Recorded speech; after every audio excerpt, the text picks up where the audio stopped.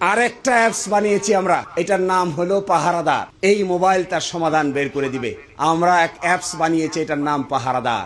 আপনার জমি, আপনার সম্পদ, আপনার বাড়ি, আপনার ঘর, আপনার মন্দির, আপনার মসজিদ, যে যেখানে থেকেই যেভাবেই হোক যদি হস্তক্ষেপ করেন, আপনার জমি কেউ কেড়ে নিতে চায়, আপনার মসজিদ কেউ কেড়ে নিতে চায়, আপনার মন্দির কেউ কেড়ে নিতে চায়, আপনার জমি কেউ দখল করতে চায়, শুধুমাত্র মোবাইলটা খুলে এইটার ভিতরে তথ্যটা লিখে দিবেন। পরের দিন আইন শৃঙ্খলা বাহিনী নিজ দায়িত্বে এসে আপনার বাড়ির সামনে হাজির হবে। আমি মনে করি এই পাহারাদার অ্যাপ, আমার হিসাব, আমার টাকা আমার হিসাব, এই দুই অ্যাপ বাংলাদেশে যদি আমরা সাকসেসফুলি চালু করতে পারি, সরকার গঠন করে এই দুই জিনিসকে যদি মোবাইলে ঢুকিয়ে বাংলাদেশের মানুষের মধ্যে নতুন চাঞ্চল্য সৃষ্টি করা যায়, তাহলে বাংলাদেশের ইতিহাসে চাঁদাবাজি, টেন্ডারবাজি, দখলবাজি সারা জীবনের জন্য বন্ধ করে দেওয়া সম্ভব।